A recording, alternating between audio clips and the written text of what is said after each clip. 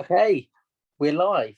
We're not live because it's coming out on Monday, so that's a fantastic start.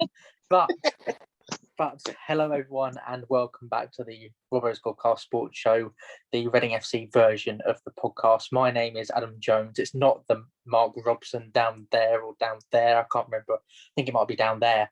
And basically, I'm using his account because I can use it from my phone and record from there. So it's also easier for him to upload it as well. So just to clarify, I'm not Mark Robson. I don't look like him anyway. But if you're listening on the Soundcloud, then just to let you know. Good game today. I thought it was kind of end to end. It was like a basketball match. Nottingham Forest won, Reading won, and I think in the end, I mean, after going 1-0 down, I thought it was a good point. But before we get into all of that sort of stuff, I have the main man with me again, David Andrews. How are you? I am, mate. I'm all good. Thank you. I'm all good. Yeah, I think it was a good point, and I think that's the main takeaway from it. I think a lot of people saw it as 2 points dropped, but for me, I think we would have probably lost that game last season and a couple of the seasons before. So to get that point on the board when every point is really valuable at this stage of the season, I thought that was not too bad at all. But we'll start off like we kind of usually do then. So how did you feel this morning when you woke up, even before the lineup came out? How were you? And how did you feel about the game? Nervous a bit, like normal sort of match day feeling for me. Nottingham Forest away, even though they've been struggling this season, it's not always the easiest place to go to. And but I thought we'd still have enough to get something out of the game. Probably, have enough to win at that time of the day anyway. But at least get a point by Forest, and then obviously move on to the next one. Really, that was how I felt anyway. Yeah, I mean, I was trying to remember the last time we won at the City Grounds, and I can't really remember. I think we won 3-2. I think it was quite a few years ago now when Gawks was still here and Pogrebniak, and because I think Abita got the winning goal. I think we went 2-0 up or something, and then we were pegged back to 2-2, and then Abita came in second half. I think is it from left wing or left back, and scored quite a good goal. But I remember Galt scoring. I remember Darius Henderson scoring as well because he was a former Reading player. I can't remember the person who got. It was either I think it might have been the first goal or was it second goal. I can't remember anyway. But I think that even the time before that, I can't remember us really winning a game in recent history. I think there was also a thriller, which was a 4-3. That's right, the 4-3. Yeah. Were you at that game? I was at the game. Yeah, it was nuts in the away end. Me and my brother went to the game, and it was sort of like a bit like today, like end to end, and obviously a few more goals, and so that was a cracking 3 points. That was. I think it was Simon Church who got the winner on that day. I think because I think Ian Hart started it off with a free kick, and I think Church got the eventual winner in the end. Late on, I think it was plus 90. I think, yeah. Am I right in thinking Karajan scored that day as well? I can't remember because I wasn't at that game specifically, but I think I remember a free kick from Ian Hart definitely and Church. Yeah. But other than that, I haven't really seen Reading really win at the City Ground. I think we've had quite a poor recent record there. So, I mean, in my match preview for the Tarlest End and obviously for the podcast predictions, I put 1-1 because I didn't think we were going to get the win today, but we might get something out of it, and we'd have 3 consecutive clean sheets, and at some point we'd have to concede, surely. So that was my reasoning behind my prediction. So when the team came out, then unchanged: Raphael in goal, Richards, Moore, Holmes, Yiadom, McIntyre, Lawrence, Semedo, Elise, Pushkas, and Zhao. But there was 2 additions to the bench, which was encouraging. So we had Lewis Gibson, who I think played for the under-23s. I think it was either well, it wouldn't have been Yes. yesterday for you guys, but I think it was either Friday or Thursday that he plays. Lewis Gibson, he started, I think. But it was also a good thing to see Yaku Mate back, and he proved to be Oh yeah, the difference in the end. So fantastic, definitely. two additions on the bench. So how did you feel about that lineup? Were we right to keep the same lineup? How did you feel about two guys being back as well? To be honest, after winning 3-0, it's hard to change that team. And fair play to Pauno, he kept it, and sort of like the consistency of having the team available, I think was the right decision, really. Having Mate back and Gibson back is two good options. Mate obviously proved the exceptional option of getting the goal after coming on.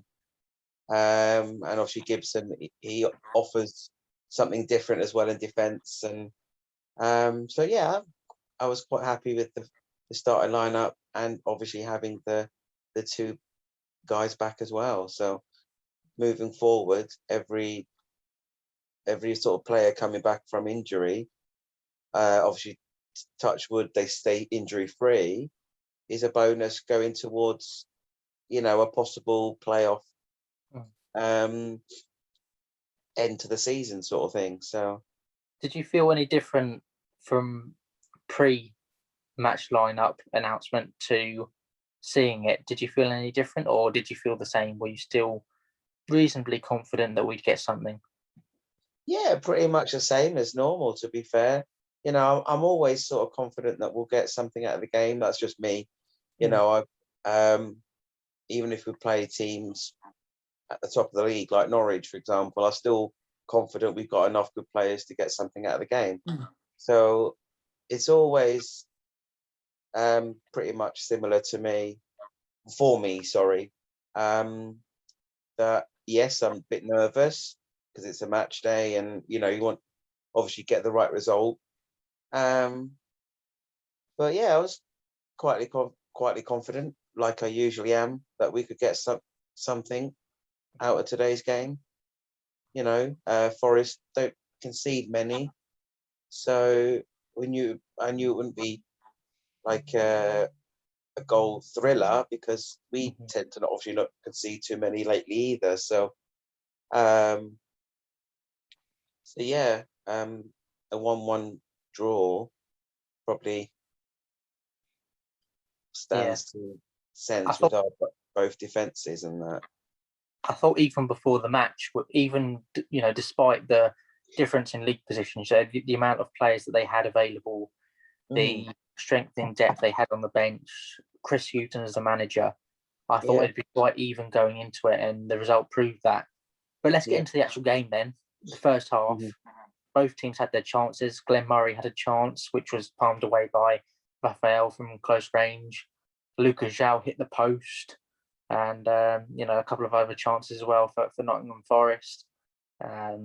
So, I mean, what did you think of that first half performance? Because it was quite even, wasn't it? We could have been It behind. was. Anything happened at come the break. Could have been Reading 1-0 up. It could have been Nottingham Forest 1-0 up. But in the end, it stayed 0-0. So,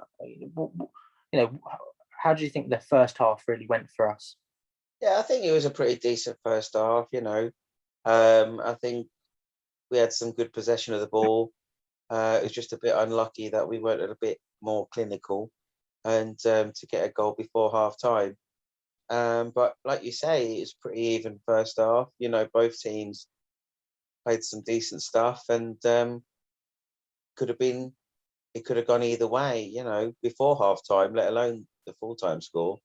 It was a good half from the team. Go in at half time 0-0.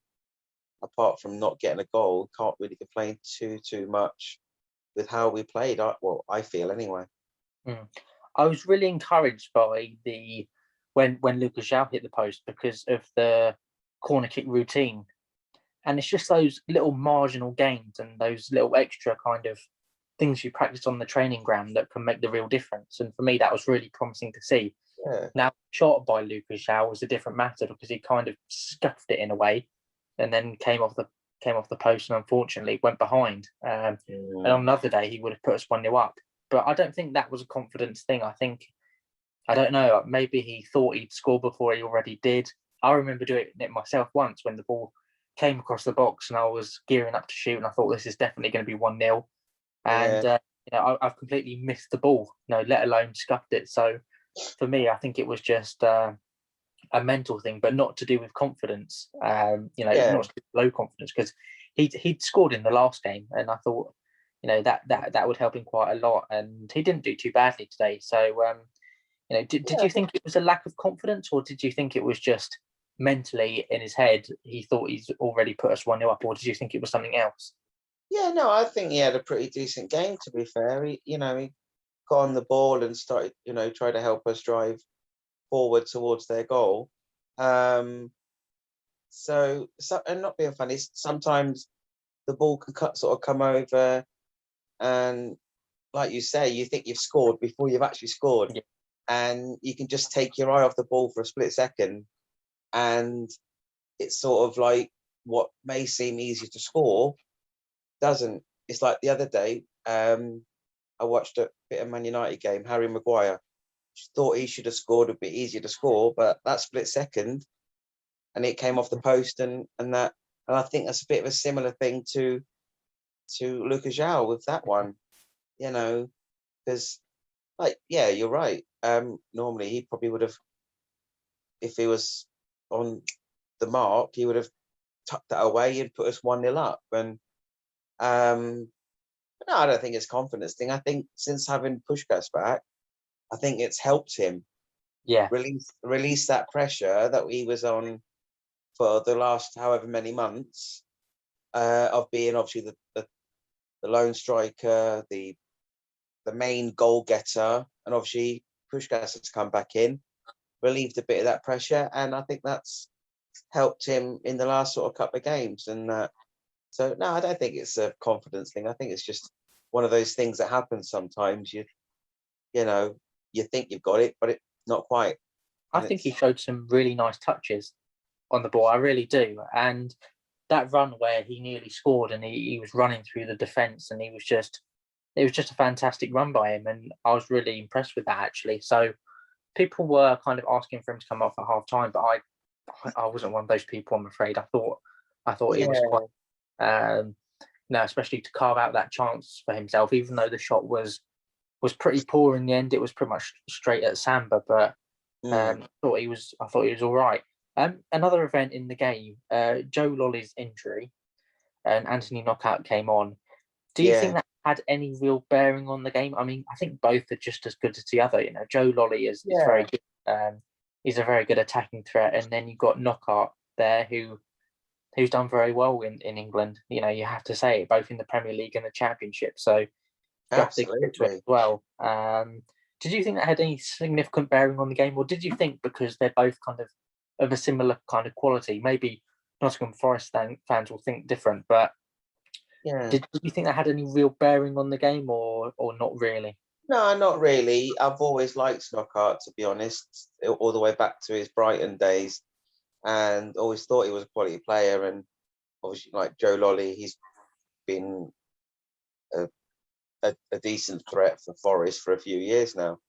So no, not really. I think it was pretty much similar sort of quality, and that goes back to what you were saying before with the strength and depth that Forest do have on paper, and obviously that they can take Lolly off, but bring on Knockout as well.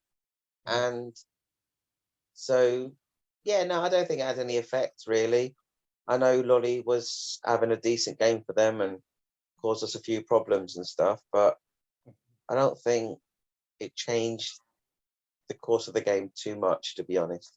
I think it was in contrast to us, because if we'd had, say, an injury to Josh Laurent, we would have probably had to put Tete or East on. And that's not taking anything away from them. It's just that they're kind of inexperienced.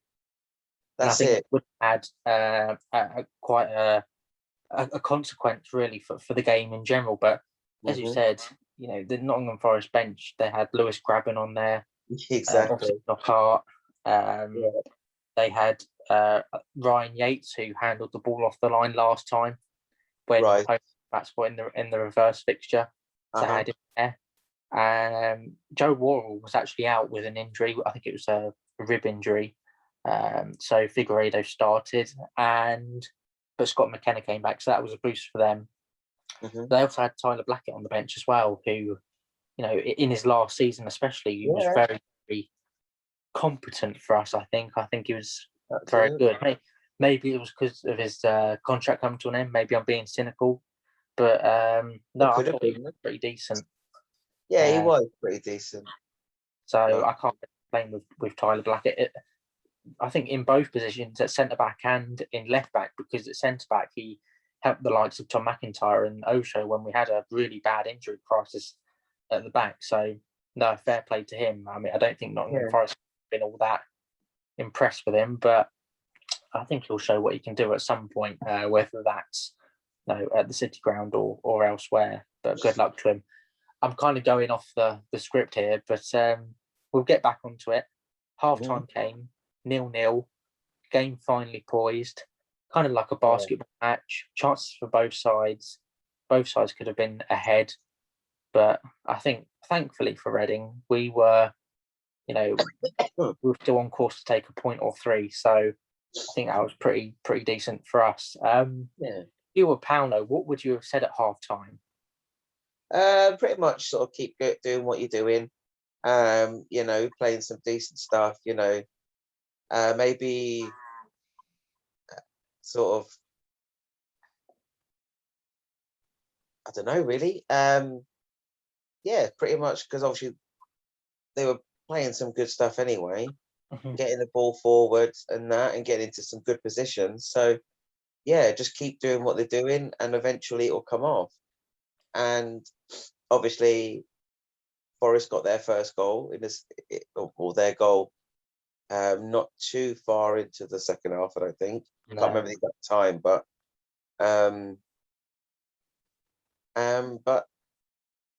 just pretty much, just keep doing what you're doing, really. And take your manager's hat off just for now. How about being a fan, being yourself? How did you really feel at half time? I mean, did you think we were going to kind of go on to get the win, or just how were you feeling in general about it compared to other games? I thought we could go in and get the win. Like I say, we're playing some good stuff, getting in some good positions, and like obviously we discussed with the Lucas Yale chance and all that. There were chances, and that we were created chances. So I felt we could have gone on to get a win by the odd goal, say a 1-0. Or even when it was 1-1, I thought we could have gone on and got the 2-1. So I still had confidence we could do that, even though Forest are pretty decent in defence. Were you surprised by how good Nottingham Forest were? Like how they matched us, or not really? Did you always knew they had that kind of quality? I think that because, like we touched on the strength and depth of the bench and everything, and they've got quality players. Like you can't deny that, even if you don't always like to say it. But they've got good quality players, and at Championship level, they should be a lot higher. Yes. It's okay. The table doesn't lie. The season they've had has been dreadful for them. For a club their size in the league, they're wanting to be pushing for playoffs and promotion and so on. But no, I wasn't surprised how they matched us, to be fair, because I've watched Championship football for many years, and all different leagues actually, but I know how hard the Championship is and how hard it is to get out of, because there's so many teams from top to bottom who can beat anyone. Like we proved it, Wycombe beating us the other week. Don't want to touch on that too much, but it happens, and that's the league that we're in at the minute. And no matter what position they're in, I knew it wouldn't be an easy game. Yeah, I think that it's not just the size of the the club for me, because Nottingham Forest, they're obviously a huge club. Yeah. And I don't really want to feed the ego of their fans too much, but face up to the facts that they are a big club, and not just that as well. The quality of the team, they only missed out on the playoffs last season because we absolutely capitulated against Swansea City, and they, to be fair, they capitulated as well. So got to take the fair share of the blame for that, and they would have wanted to actually get some revenge on us. So to take just 1 point out of possible 6 against that's kind of against us would have been a bit gutting, really. But no, they'll be hoping to be at the top end of the table next season, especially under Chris Hughton. I think anything below 12th for them would be, I think it would be not a disaster, but they would have fallen below expectations again. Yeah. Going through the first goal then, how did you feel about it? Did you think we could have done better, or is it just one of those things? I felt perhaps we could have done a bit better defensively. I can't remember exactly what the goal was like, but as such, but I felt that we could have done a bit better to, in that instance, how well we sort of defended throughout the game as a whole. It was, I think it was a little bit of a tough one to take, really. I know Forest had been sort of attacking a bit and they had their chances and stuff, but I felt, we could have done a bit better, if I'm honest. I think that's compounded by the fact that whenever the opposition score, we don't really seem to get a lot out of it afterwards. So I think that was another thing that was absolutely gutting for me. Because if I have to be honest, I didn't think we were going to get anything out of it. Even with this team, I didn't think we were going to get anything out of it afterwards. So, I mean, Sammy Amiobi is just basically out-muscled Omar Richards. I think it's just as simple as that. And I think Amiobi was pretty good today in general with the way that he used his strength. And, of course, he's going to have his limitations like every player, but he really utilised his strength today, which is one of his main assets. So fair play to him for doing that. He's obviously nudged Richards off the ball and got himself in there and crossed delivered a perfect cross. And obviously it's too perfect because Tom Holmes has had to steer it into his own net. He couldn't do anything else really other than that, because then you've got Glenn Murray who's also there to tap in. So I think Sammy Amiobi made that goal, and he should probably be credited with it because of the amount of work that he put into it, compared to other Nottingham Forest players. So no, that was good for him. I was concerned after that we were perhaps either going to concede a second goal, probably either or Pauno was going to leave it too late for substitutions. Now, that didn't happen today, the latter or the former, because he brought on Yaku Mate on the hour mark. I think a lot of people were happy to see Mate back. Gives us a different option. Is a goal scoring threat, and when he's on the pitch, anything can happen, really. So I think a lot of people were happy to see him back, me included. And Pauno made the decision on the hour mark, taking Semedo off, which was a bit surprising. And I know we were 1-0 down, but it was kind of surprising in a way. I thought he would perhaps take Puskás off or Leo Gujal to retain that shape, but fair play to him. He was brave, he was positive, and maybe that's what got us the draw today.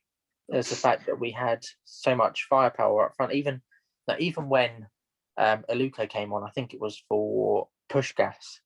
Now we still had that attacking emphasis, especially with the fullbacks as well. And I've mentioned this in previous podcasts that we've done on a Monday. It's it's great that we have that attacking emphasis. So fair play to Pauno for doing that. I mean, did you think we were going to get back into it after we conceded the goal? And did you think it was made more likely by the substitution, or not really? Yeah, I was a bit worried when the goal went in, if I'm honest. Mm-hmm. I was like, it was quite frustrating, going 1-0 down. Our record from coming back and getting points out of losing positions isn't the best, to be honest. But, Pauno wanted to do an attacking substitution and bring Mate on, and I'm all for that, to be honest, because I think in previous games he's been there's been a little bit of criticism regarding negative substitutions, and he obviously decided he could see that we could get something out of this. There was a potential there. So, having that goal threat on the bench with Mate, he's a proven goal scorer at this level. And, fair play to him. He came on and he repaid Paunovic's trust, and that with the goal and the equaliser. And So yeah, no, I was happy with the substitution and happy that Pauno went attacking, because I suppose, like everybody else, he wanted us to get the 3 points to sort of like push us up even further in the playoff places. I was impressed with that substitution, I have to admit, because then we'd have Laurent and McIntyre perhaps more deep, and then Elise up there with 3 real attacking options. And I think that was fantastic for him to make that substitution and be so positive and really go for it. Even if, we did go 2-0 down or whatever, it was worth a go. Because there were points there for the taking. And I think it might have been Tyler Sten's Twitter account said that Pauno said from the touchline, we need to win this game. And obviously they'll be gutted that they haven't. Yeah. But to get back into it, I think was impressive. Let's get on to the Reading goal then. It's another mistake by Bryce Samba. I mean, this is three games in a row where he's made, against Reading in a row, where he's made a costly error. He made a mistake at the City ground when Sam Baldock got an equaliser for us late on. I think it squirmed through his legs, or it certainly squirmed through him anyway, and he should have done better. The reverse fixture this season, he's obviously spilled the ball, allowing Tom Holmes to get there, and obviously that's led to the red card and completely changed the game. And today, the ball's just gone through him. I mean, what happened? I'm asking you because I just don't know what on earth happened.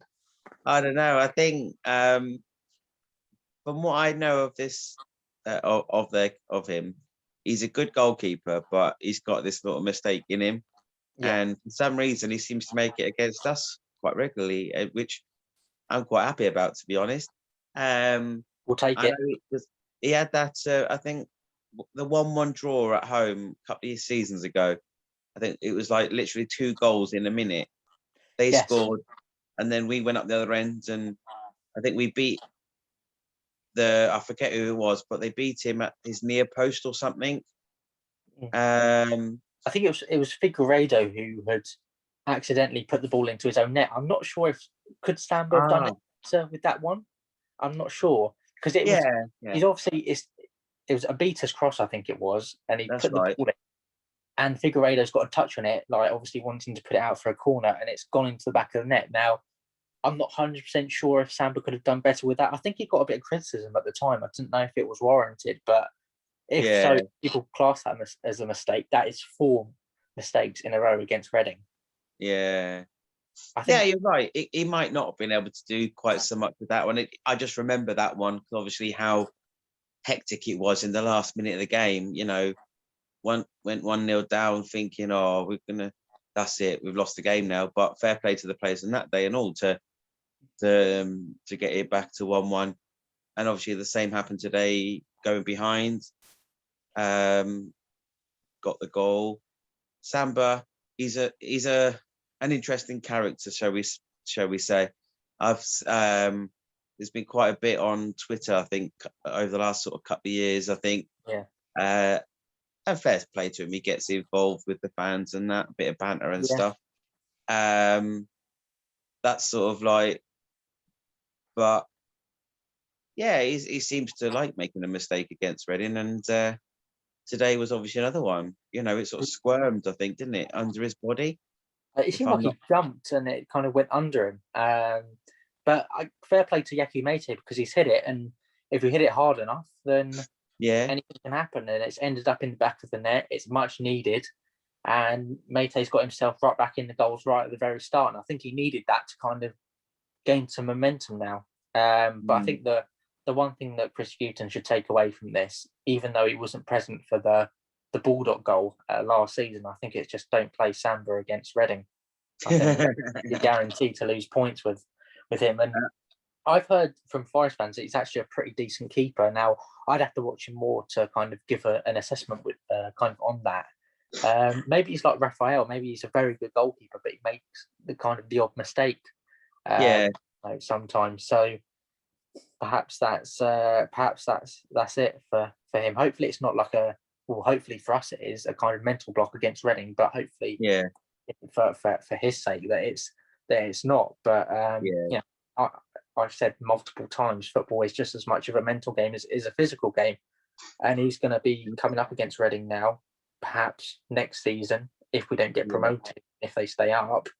Yeah, and he's going to be thinking, right, please don't make a fourth or fifth straight mistake against Reading. And he probably thought that today. Maybe that's the mental block from it. It just goes to show, really. I think, like, if that's like, oh, I don't make a mistake, that's probably more likely to make a mistake because you're sort of overthinking it. And like you say, it's the mental state of the game. You know, it's sort of like you sort of think you're going to make a mistake or you're worried you're going to make a mistake, and that's when it happens. But I think from a goalkeeper's perspective, and that obviously with Raphael as well, and if Samba does what Raphael has done, and sort of he's made his mistakes, but he's learned from it, and he's become better for it. Yes. And from what I've seen of Samba, he is quite a decent keeper, if I'm honest, and that. But like you say, he likes to make a mistake against Reading, and I'm all for that, if I'm honest. Yeah, but now he's not against Reading. Hopefully, he comes back stronger from it until the next Reading game. Exactly. And we'll soon have a bit more fun with that. I'm going to ask you two key questions now. The first of which is really difficult, really, to say, even for me. Even answering my own question. So good luck with this. Was it a point gained or 2 points dropped? That's the first question. And secondly, were you disappointed we didn't go on and get the win after we equalised because they were kind of there for the taking? Or were you just really satisfied with a draw and you'd kind of take the point and run with it back to Berkshire?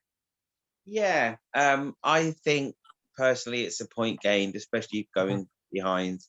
I've said before, Forest, they're not easy to break down. They're quite good defensively, and for that a point alone, I'm disappointed. Obviously, we couldn't get the win, but I'd take a point away from home any day of the week. If you're not going to win, don't lose. And that to me, that's a point closer with one less game to play, closer to the playoff.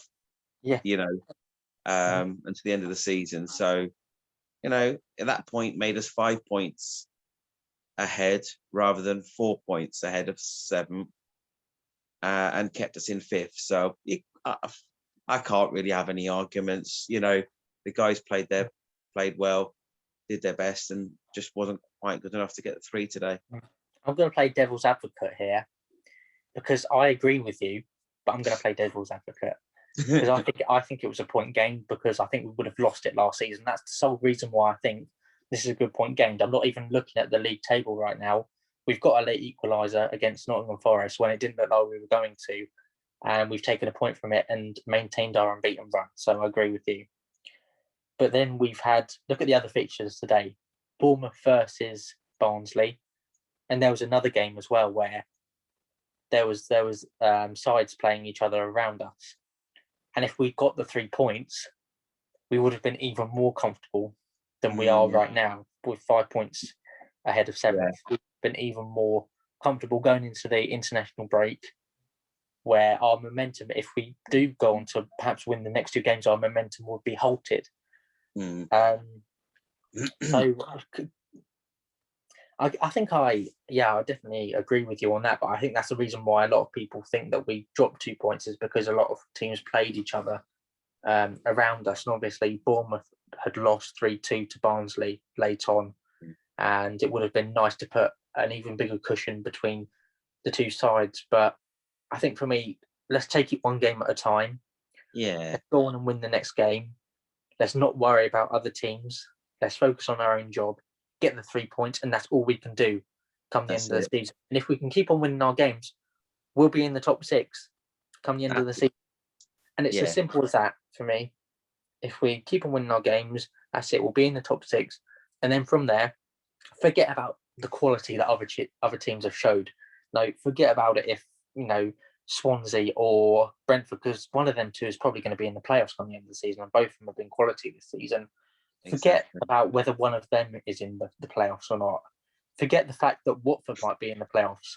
Forget the fact that Barnsley, who have been fantastic recently, or Cardiff City, who have been fantastic recently, are going to be in the playoffs and are going to have that momentum.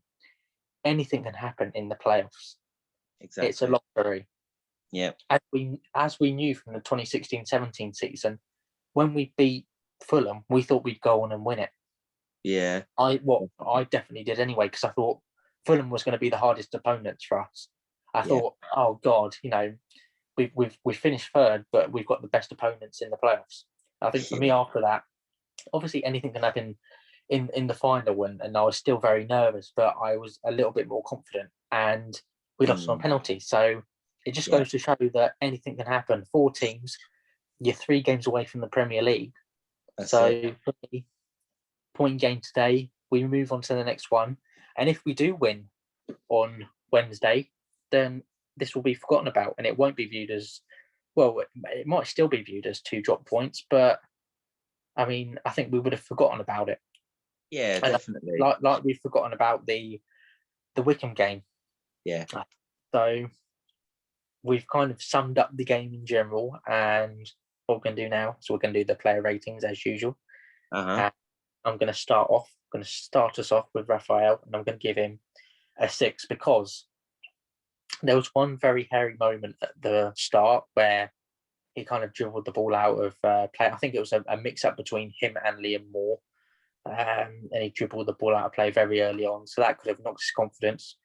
But with just distribution-wise and making a few saves, there was no worries whatsoever. And I'm just thinking of the saves that he made. You know what? Because he's received stick, I'm going to give him a 7 today. You know what? I'm going to push it up to a 7. And perhaps a lot of people would stick with the 6, but for me, the way that he responded to that kind of not setback, but that early wobbly moment, perhaps not really entirely caused by him. I thought he made a couple of really good saves. There was no worries at all. He actually had to save a shot even in the first half. This isn't talking about the one where he had to tip the ball around the post. This is the one where he kind of had to gather it up, and he could have easily made a mistake there. So it was no worries whatsoever. It was a calming presence at the back, and for me, I'm going to give him a 7. What are you going to give him? Yeah. It's a tough one, really. Because obviously he conceded the goal. So that's obviously knocked a little bit. I'll probably give him a 6.5. A pretty comfortable game, except for the goal, and obviously that moment you just mentioned. But yeah, he's made some decent saves, and reasonably safe hands, so to speak. So yeah, I'll give him a 6.5. So sort of in the middle of for this one, I think. Yeah. This might be a bit of a tricky one. Omar Richards.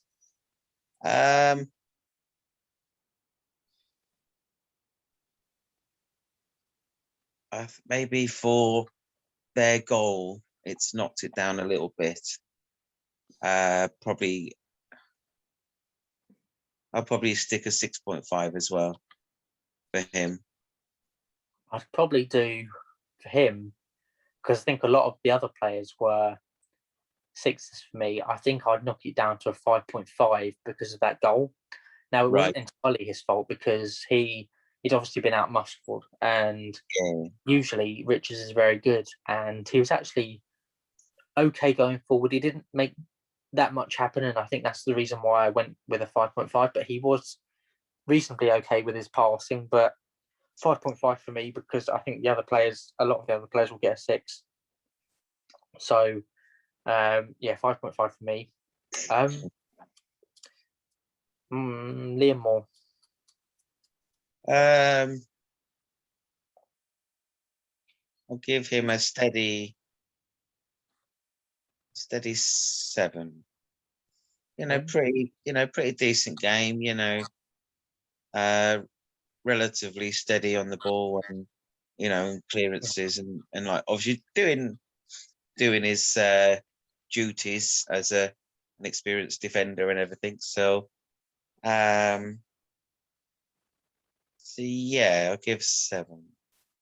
I'm going to give him a 6, because I would have given him 6.5 because he was all right actually with his with his passing and that. But I think I was looking down at my phone at the time, but I think it was Liam Moore who was involved in that situation at the very start. So I'm going to give him a 6, but he had no massive worries defensively. I think a lot of the shots came from outside the box actually, and maybe it was the job of McIntyre and that to kind of fill the gaps there, and McIntyre and Laurent and their jobs to fill the gaps. But I thought he had no worries really defensively. I thought he led by example again, alongside Tom Holmes. Obviously, he's obviously had quite a few starts this season, but he's still inexperienced. If you look at it relatively compared to the other players. So I'm going to give more of 6. Holmes.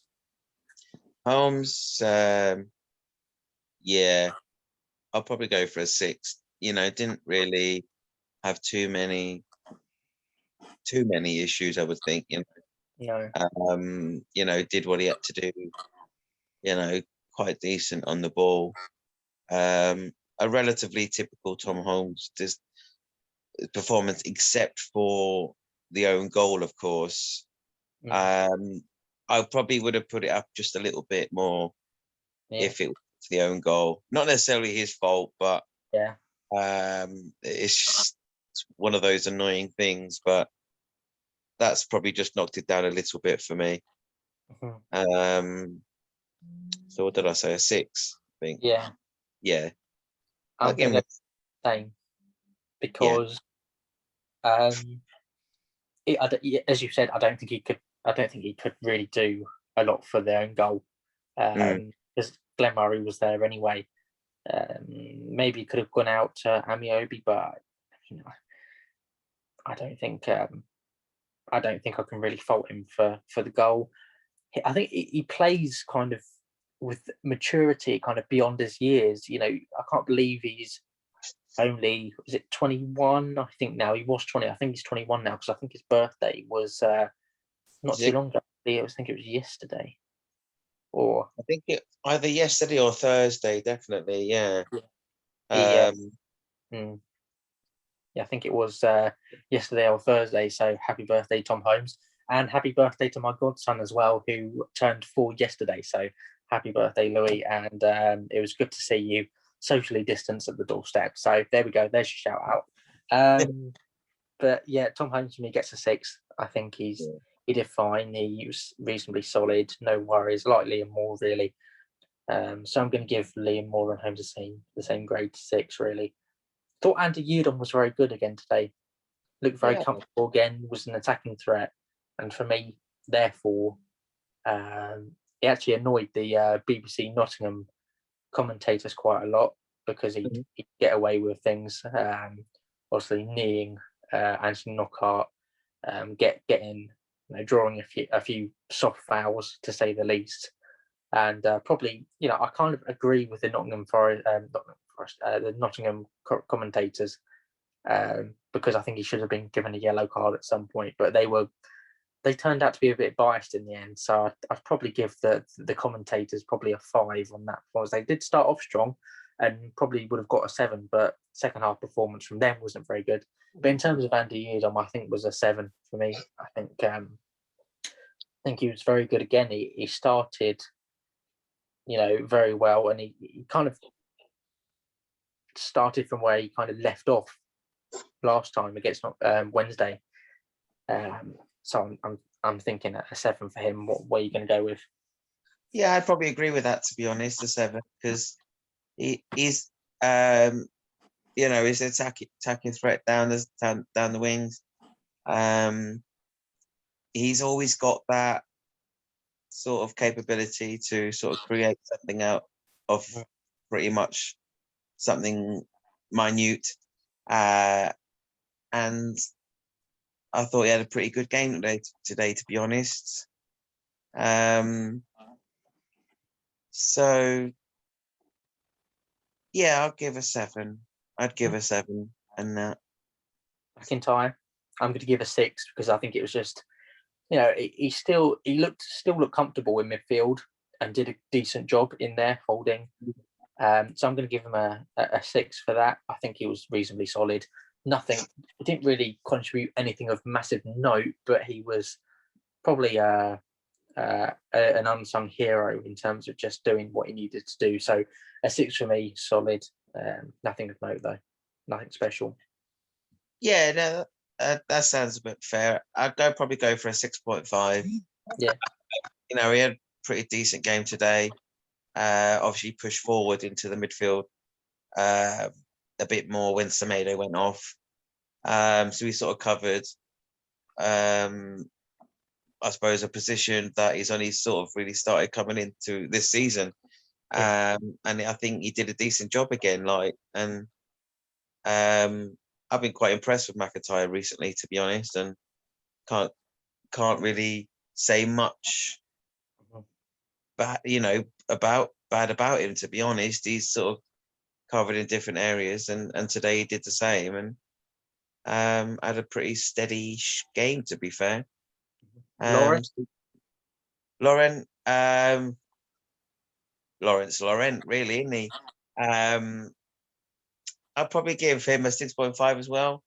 Pretty decent, pretty steady sort of performance. What we'd expect from him, really. So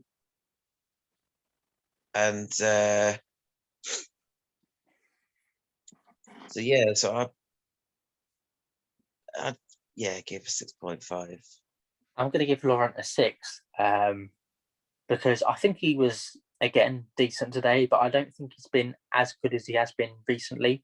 Maybe that's because of fatigue slightly, I'm not too sure, but he's still been absolutely fine, definitely championship quality, and absolutely stepped up very well from League One and done very well. And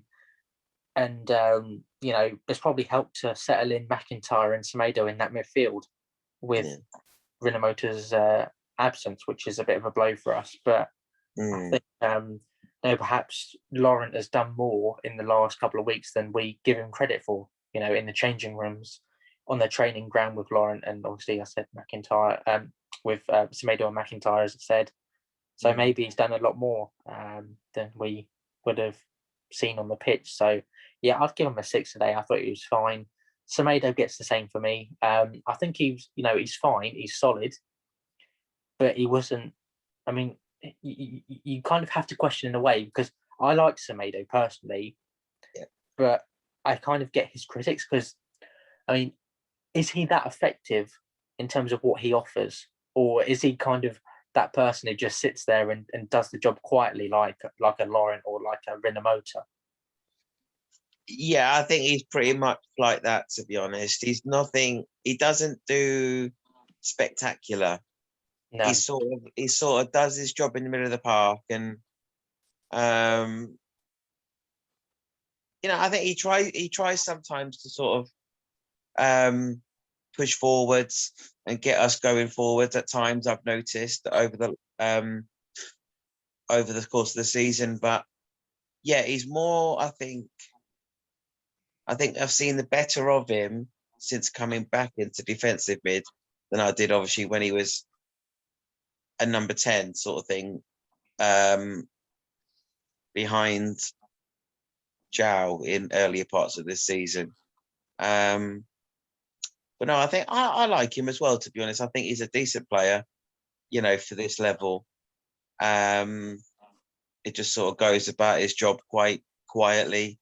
So yeah, I'd quite agree with the 6, to be honest, because steady performance, but just nothing extra spectacular to get the ratings up and that. Maybe we don't really notice kind of. I don't think he really does the runs that Laurent and Rinomota do. Even I can see a lot of Rinomota and Laurent, because Laurent kind of runs with the ball as well.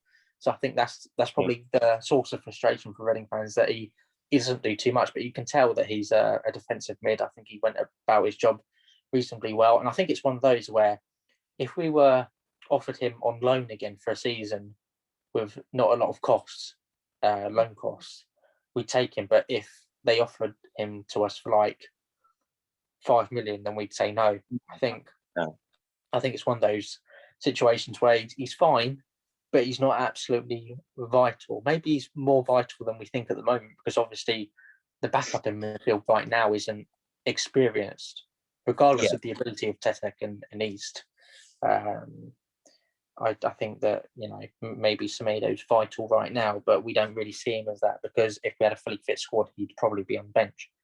But exactly. It's not taking anything away from him. I think he's been fine, and especially impressed on his debut against Wickham at home. So no, he's been fine, I think. But yeah, I think he's been absolutely fine. Elise, I gave him a steady 7. I think he had a decent game personally. I don't think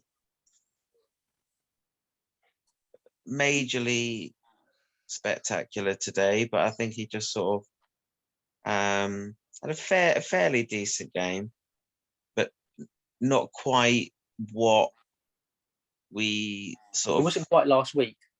Yeah, exactly. So yeah, so a sort of like I said, a steady 7.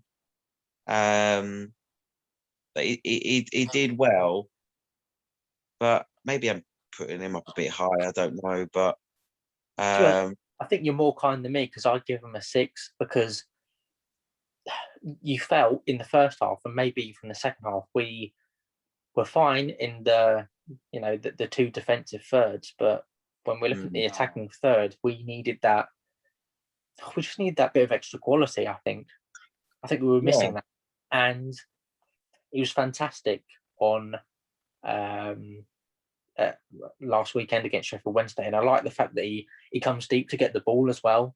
And I really like that as well. And apparently Paunovic was on the touchline saying, because I had the commentary on, but I think at the time I send the person who's doing the Twitter today, he had the commentary off, and he was saying, "Get the ball to Michael Paunovic." So that's it shows how much faith kind of Paunovic has in him, and how much that he wants Elise to be involved in the game. But he was part of the attacking trio, if you will, that was missing that bit of quality in the final third today. And I think he gets 6 because of that. He wasn't bad today. I'm not saying he was bad, but he was, he was average today. And if he was perhaps above average today, we would have perhaps got the 3 points. That's not blaming him, but I think if he lives up to what he can really do, then I think he might have probably would have done even better today. And the Reading team in turn would have done even better. So I think for me, he gets a 6 because of that. Pushkas, I think for me, probably gets a 6. I don't think he did anything spectacular today. I think this is just a kind of a theme throughout the whole team. I think he was fine, but he didn't really do anything massive of note. I think he might have been involved in the game even less than kind of Pushkas than Zhao, because Zhao had was involved at different points with his physicality and holding the ball up. So for me, Puskás gets a 6. You can tell he was raring to go and he wanted to get in the game and get in and amongst the goals. But I think for me, he probably gets a 6. He's probably lucky not to get a 5.5 because of that missed chance. Yeah. But I mean, he looked at the ball as if it had taken a bobble, and looked at the ground, sorry, as if it had taken a bobble. But I don't know. I think he could have done better with that. And on another day, he would have converted it, and we might be talking about 3 points. But Yeah. you win some, you lose some. It's just the way the cookie crumbles sometimes. So I'm going to give him a 6, but it's near to a 5.5. But I'll go with a 6 just to be nice today. What are we going to give him? Yeah, I'll give him a 6. As well. He had a steady game. I've been saying that quite a few times today. Yeah. Had a steady game. Obviously missed that that chance and that when it hit the post. But I think, yeah, had a sorry. Had a steady game. So I think he'd be disappointed with not missing or with not scoring that goal. So I think, I think a 6 would be fair for Joe today. Not too. Yeah, Puskás, pretty much the same. I think. I think maybe expected a bit more from Puskás than that today. But like you said, there wasn't that real cutting edge in that final third, and I think we were missing that little bit of quality that is potentially there, obviously. So yeah, I'll go 6 for both of them. I think for me, it might be a bit unpopular, but I'm going to give Luka João a 6.5 because of his physicality today. He did miss that chance, and to be honest, that might have knocked it down to a 6. But I thought he was half decent today, Luka João, and that solo that he went on, I think for me bumps it up to a 6.5. But hopefully he becomes even better in the next few games, or in the next couple of games before the international break, because he could really be the difference alongside Puskás and Mate in that. But we'll get on to the subs. So Mate himself, the man, the myth, the legend, who scored today, got the draw. I'm going to give him a 7 today because there was a couple of things that he could have perhaps done better with earlier on, but he was getting into the game. And for me, he gives us that bit of a different option. And in the end, he secured us a point at the end of the day when we were looking like we were going to go on to lose it. So the 7 for me. What are you going to give him? I think I might bump it up to 7.5 simply because obviously he's come back after a bit of a layoff and he's sort of he's got the goal to get us something out of the game. And he's just sort of fitted straight back in pretty much into the team when he came on. And I think that's a credit to him and obviously to all the staff that have been working behind the scenes. And I think that's sort of, for me anyway, just bumps it up just a little bit to 7.5. Okay. Aluko came on today, didn't do anything really of note, but he did have a scuff shot after Yedon had hit the post. But I'm going to give him a 6 because he didn't really do very much, but he didn't do anything really that wrong. So I'm going to give him a 6. What are you thinking? Yeah, pretty much the same. I think he had when he came on, he had a bit of a, my favourite word today, bit of a steady game. Not, like you say, didn't do too much wrong. And basically, he's another option off the bench. Yeah. Again, nothing sort of spectacular, but just pretty steady, really. Yeah. I'm not sure if anyone else, I don't think anyone else really came on. I need to start watching the game actually in depth more. I'm on the phone, like watching it on the phone, watching it. I don't think anyone else came on. But I'm just getting what other people think whilst the game's going on. But yeah, I don't think anyone else really came on, and if they came on, they probably weren't really on there for very long. So that'll be it really. There's 3 man of the match, I think, for me, clear man of the match nominations, and I want to see if you can get all 3 of them that I'm thinking of. So who do you think are my 3 man of the match nominees?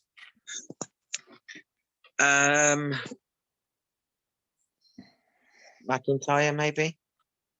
No.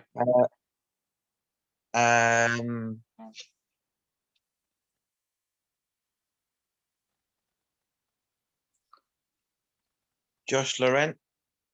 No. Think of the obvious one to start with, the man of the match. I mean, who came on and made the difference? Oh yeah, Yaku Meite. Meite's one of them. Okay, so you got 1. The other 2? Maybe Omar Richards. No. Raphael. Yep, that's another one.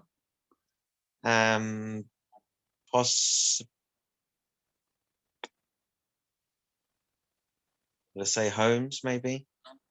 Nope. Lucas Zhao. Go through the whole team from the back to the very from the back, right to the very front. So we've got Raphael in goal, who's one of them. Richards isn't. Liam Moore isn't. 20% left.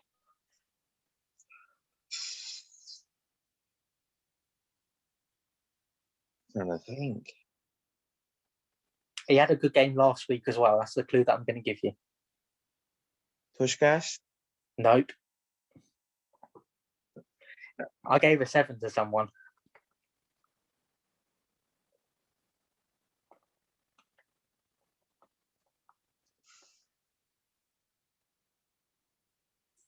Oh God, I'm trying to think back. Let's go through the whole team then. Raphael, Richards isn't. Holmes isn't. Moore isn't. Yeah.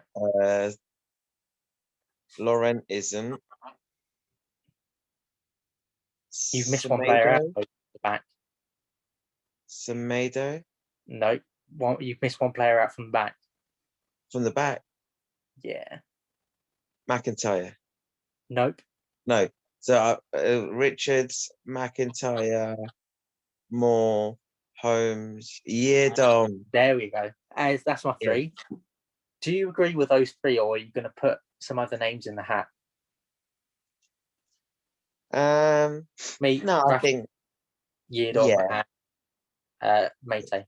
I don't think anyone else really stood out massively today.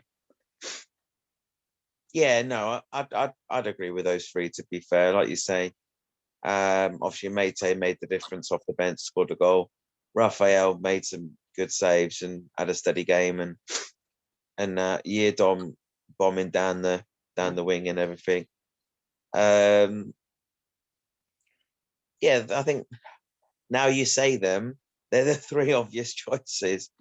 When you're thinking on the spot, it's like, oh my goodness. Yeah. That's podcast for you. Yeah.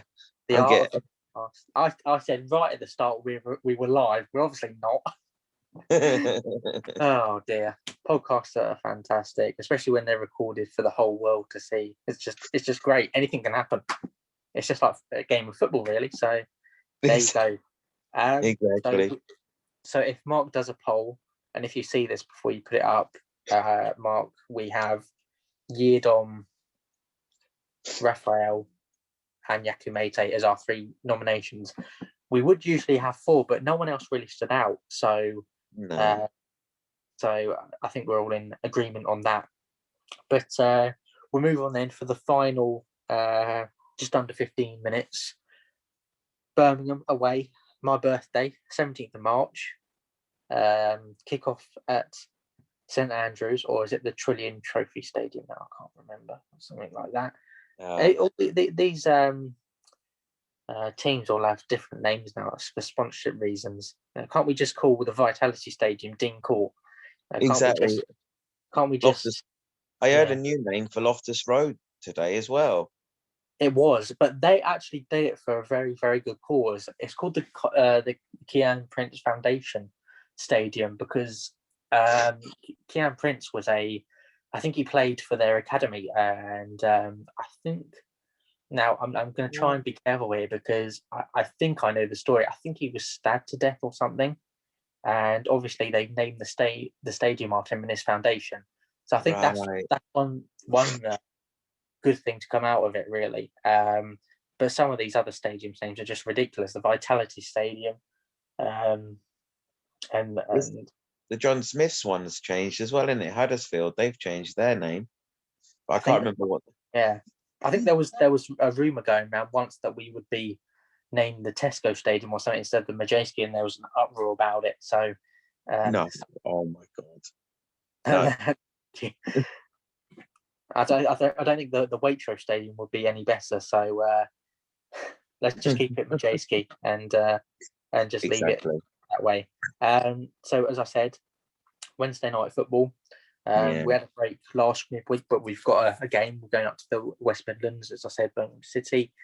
Just while I put my phone on charge, how do you think this is going to go? I mean, how do you feel right now on Saturday evening when we've just drew 1-1 to Nottingham Forest? How do you feel about this upcoming game? I mean, what are you thinking? I think could be a interesting game. Obviously, Birmingham, they're in a bit of a rough run and they're sort of struggling near the bottom of the league. I think they're only a few points above the relegation zone. I still believe that we'll get a 2-0 win. And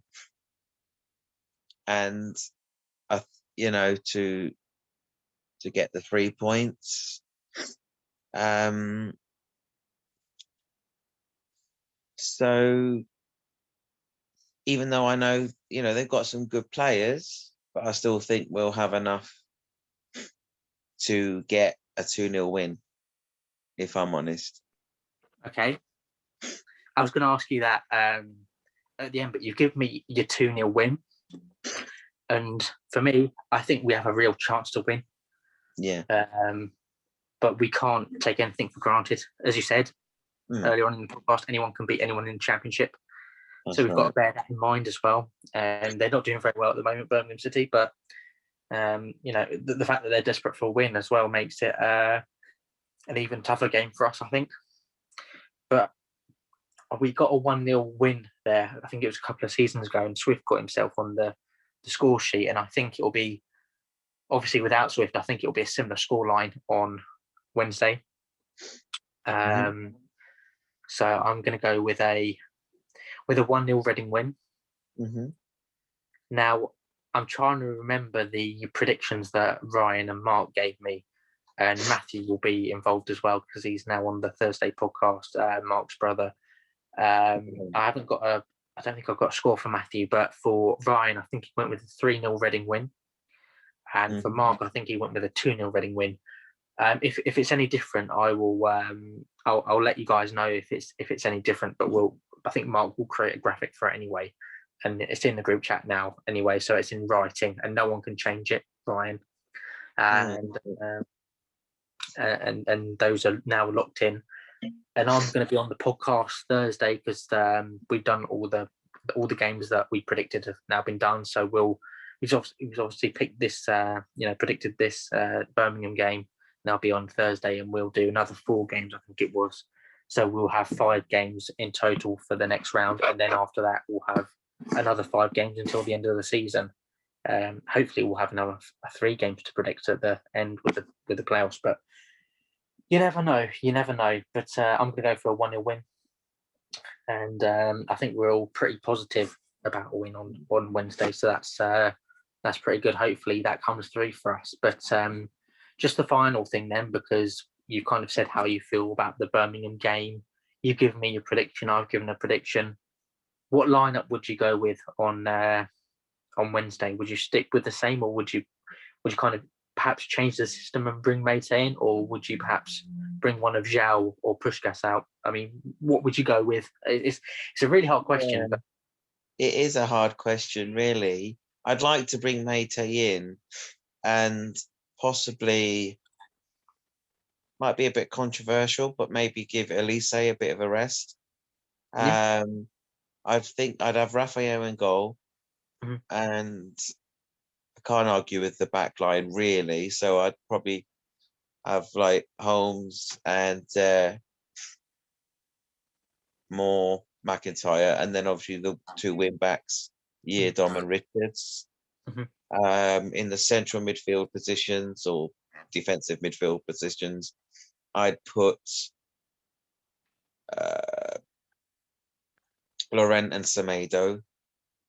If Rinamota's obviously not quite fit yet, I would put Mate on the. God, I'm trying to think. So hard with Mate coming back into the mix. It is. It is. I might. How many is that? She's got the wing backs of Richard and Yeardom, so that's 5, 6, 7, 8.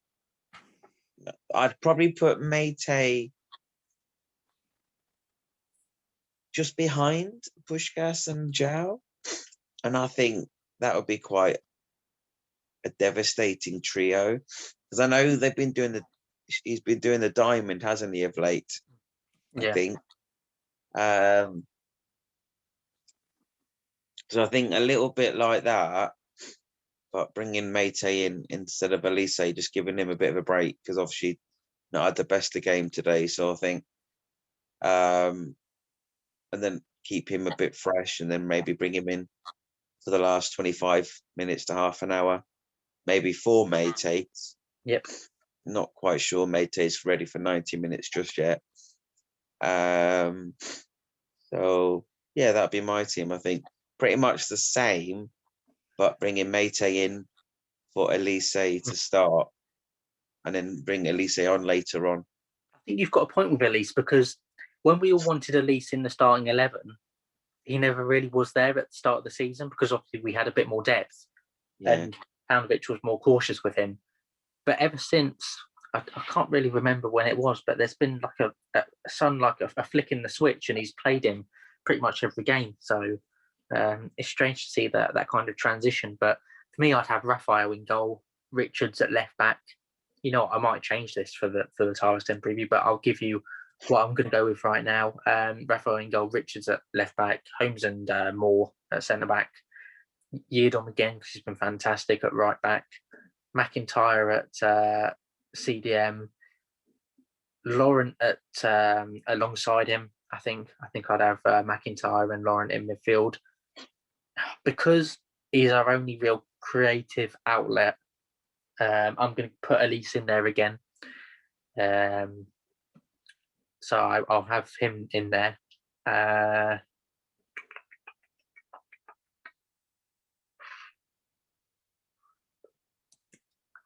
This is difficult. This is really difficult. I might have. The thing is, I'm wondering whether to give. I'm wondering whether to give Lucas João a rest, and I think I will do. So I'm gonna stick with Semedo in midfield again. I'm gonna have Puskás and Mate up front, which might be a bit different, especially because Mate's probably not used to playing kind of up front, kind of centrally. No, he was a couple of seasons ago under Paul Clement and that, but he's moved out wide since. But I'd probably give him a go up there with Puskás, or maybe he might even come in for Puskás. But some people might not want to break up that Puskás and Zhao kind of partnership up front, because it might cause us to lose momentum. But I think it would be good to give Lucas João a rest. yeah, And I'm not underestimating Birmingham, but it just comes to a point now where I think if we play João for too many more games, he'll become injured. I know there's only 2 games until the international break, but it'd be good to give him a rest in midweek and then have João play on Saturday in the final game before the international break, because I think the QPR game will be so important in terms of kind of ending on the right foot and then starting again with that momentum. So I believe the change that I'll make is I'll put out, I'll probably have Zhao out for Meite, and I hope that Meite can do a similar job to Lucas Zhao. I'm hoping that he can. But that would be my only change, really. I think I'm quite liking some of the play in the diamond, even though we do need a bit more quality in there. I think we're all right, kind of with 4 in midfield and with Richards and Yedon providing that width. So I'd stick with the system, but give Zhao a rest. Maybe put him on the bench. I think that would be a good idea in case we need him, and he could be effective coming off the bench. You never know. So yeah, that's what I'm gonna go with. So it's pretty much the same, but Zhao coming in, Zhao going out for Yaku Meite. But that brings this podcast pretty much to an end on the dot on 8 o'clock. And thank you, David, for coming on again. Thank you very much for having me. Thank you. It's been great. No worries. It's a pleasure to have you on. It's great that we get to do these podcasts going out on a Monday at 12 p.m. Schedule for the rest of the week. So it's looking like wrestling on Tuesday, Formula One with, I think, Niles coming on Wednesday. I'm not sure. I don't think they're doing NFL anymore on a Thursday, but I should be with Ryan, Mark, and Matthew on Friday for the Reading FC podcast, kind of previewing the game against QPR and reviewing the game, hopefully reviewing a win against Birmingham City, and then NFL hopefully will be out on the Sunday, but we'll wait and see. But we will be back, or I'll be back, or whoever is available. I'll definitely be back on the Instagram lives on Wednesday night after the Birmingham game. And that should be, I'm not sure if it's kicking off at 7:45 or 8 o'clock, but I should be pretty much live straight after the game, where you can get all your comments in, and we'll have a bit of fun there. And hopefully, as I said, we'll get another win on the board, but we'll wait and see. Once again, thank you, David, for coming on. Thank you, everyone, for listening to this once again. I'm hoping that you're liking the Monday podcast. But other than that, I will see you guys on Wednesday night post Birmingham. Hopefully another win. We'll wait and see. But come on, you are. Thank you very much.